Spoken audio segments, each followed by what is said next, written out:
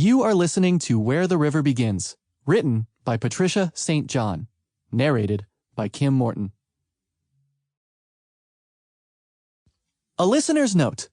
A confused and misguided youngster stays with a Christian family while his mother is institutionalized. The family helps him discover the source of the nearby river and the source of the Christian life. Chapter 1. The Cherry Tree. "Francis!" shouted his stepfather. "Will you behave yourself? Leave your little sister alone. It's crazy a boy your size." Francis gulped down his mouthful and started the usual argument. "I tell you, Dad, she kicked me first. She always does, and you always think, 'I didn't.' You did. I didn't." "Francis, hold your tongue. Can't you see how you're upsetting your mother and bringing on her headache? Don't you care?" "Well, I'm only telling you." "You just stop telling us then. Take your lunch and finish it in your bedroom and stay there till I call you. I'm dead sick of all this quarreling. Anyone would think you were a baby." Francis seized his plate, snatched a jam tart from the middle of the table, set it down in the middle of his gravy, aimed a last deadly kick at Wendy's shins, and made for the door. Her yells followed him down the hall. But he did not go up to his bedroom.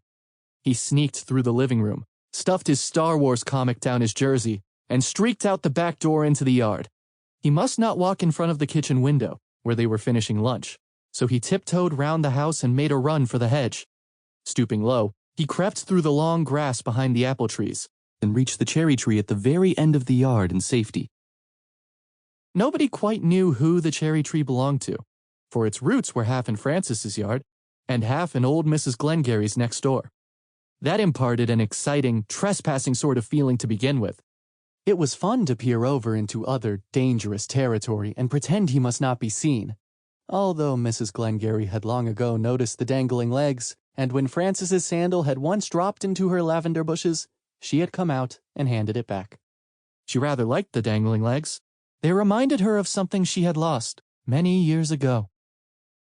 But nobody from his own house had yet discovered Francis's hiding place in the cherry tree, for it was hidden by an evergreen and was not easy to climb. In fact, climbing was impossible with a plate, so he finished his dinner crouched in the bushes, squashed his tart into his pocket, and jumped for the lowest bough. He kicked up his legs to catch hold of it, and hauled himself up and over. Then, hand over hand, he climbed to a big fork in the trunk, where there was a kind of seat and a hollow large enough to contain a tin box. Francis settled himself comfortably and checked the contents of the tin box.